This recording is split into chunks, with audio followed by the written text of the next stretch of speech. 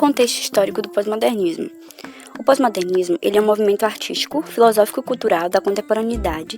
Ele é caracterizado pelas mudanças científicas, tecnológicas e pela dimensão dos meios de comunicação social e o uso desenfreado das tecnologias. Ele também é chamado de pós-modernidade ou pós-industrial, porque ele nasceu em 1945, mas foi apenas em 1960 que começou seu processo de expansão pelos diversos setores da sociedade. Isso aconteceu por causa das transformações no âmbito tecnológico que influenciaram todos os aspectos sociais. O movimento em si, pós-moderno, ele surgiu após o modernismo e a Segunda Guerra Mundial. Nesse período, o mundo passava pela terceira revolução industrial e também por diversas mudanças tecnológicas e sociais. As máquinas foram substituindo aos poucos o trabalho humano, as lutas de classes começaram a ganhar fôlego e também os indivíduos questionavam sobre a existência e sobre a forma de organização do mundo.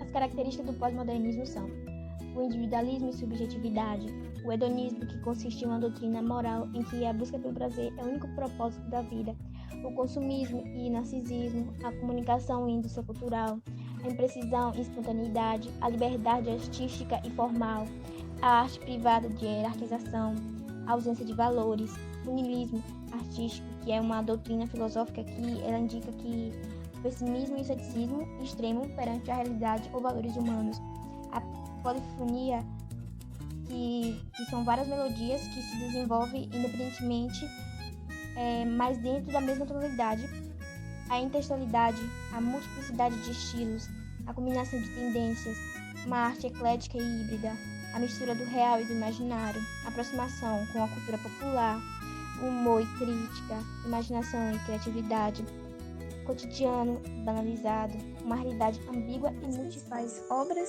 e os autores do período pós-modernista se destacam alguns.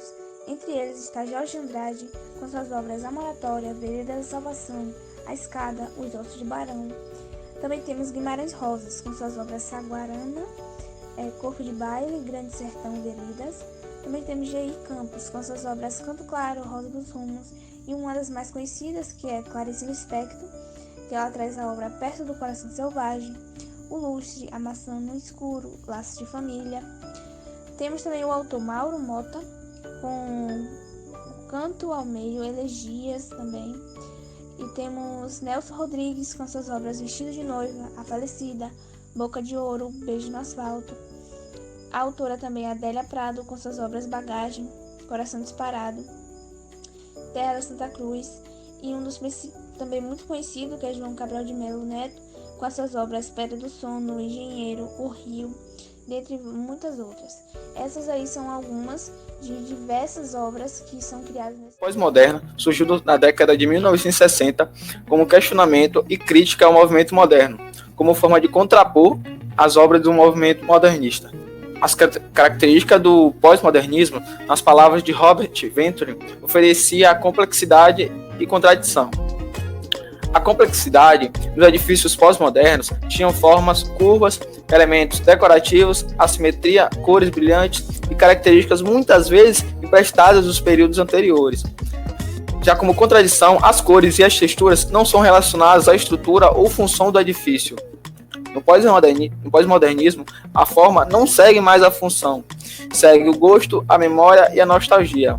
Da arquitetura pós-moderna são historicista e regionalista, que se preocupa com os valores e os costumes locais, e a high-tech, que utiliza materiais de alta tecnologia para o desenvolvimento dos seus edifícios, como o exemplo do vidro. No Brasil, o movimento pós-modernista não teve tanta influência, pois só nos Estados Unidos e na Europa o movimento teve grande debate. No Brasil, o único exemplar tem traços da arquitetura pós-moderna é o edifício Rio Branco, que fica localizado no Rio de Janeiro e tem características clássicas da divisão de base, corpo e coroamento. Literários do pós-modernismo. A prosa pós-modernista foi marcada por 3 temas bem fortes. São eles a análise psicológica, que consistia em enfatizar os problemas pessoais e interiores das personagens, sobretudo os temas relacionados às opressões sociais e desigualdades sociais, assim como a miséria pela qual passava boa parte da população brasileira na época. Os autores que abordaram essa tendência costumavam utilizar uma linguagem direta, objetiva e forte. Realismo mágico, que consistia em apresentar enredos superficialmente normais e bem semelhantes à vida real, no período pós-modernista. Um dos autores da prosa pós-modernista que conseguiu abranger essas tendências em suas obras foi Guimarães Rosa, que além de escritor, foi diplomata e chegou a estudar 24 idiomas. Mineiro, acostumado ao sertão, este foi um autor que soube muitíssimo bem traduzir as mazelas dos sertanejos em seus contos e romances. Além de apresentar personagens que estavam preocupados com questões interiores e metafísicas, sobre a dicotomia bem e mal, e Deus e diabo, Guimarães Rosa também ficou conhecido por seus neologismos, ou seja, a arte de inventar palavras novas. Seus livros mais famosos são Sagarana, livro de contos, e Grande Sertão Veredas.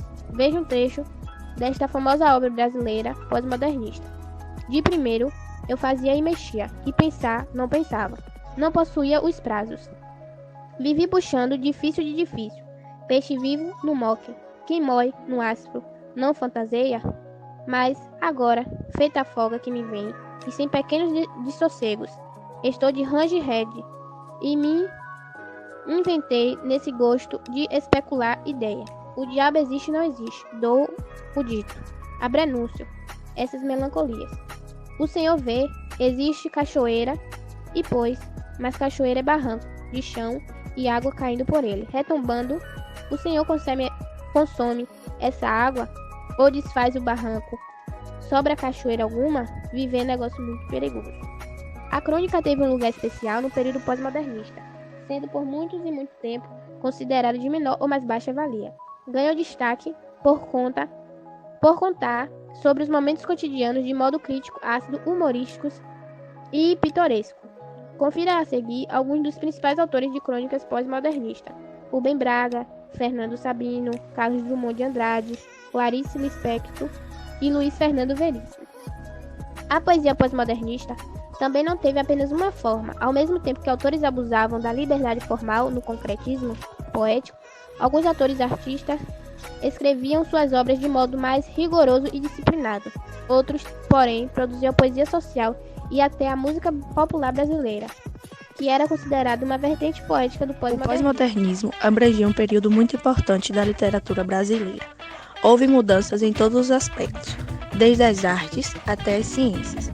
O pós-modernismo é individualista, liberto de crenças, medos, preconceitos, e foi um período de se colocar ideias e pensamentos livres de objeções.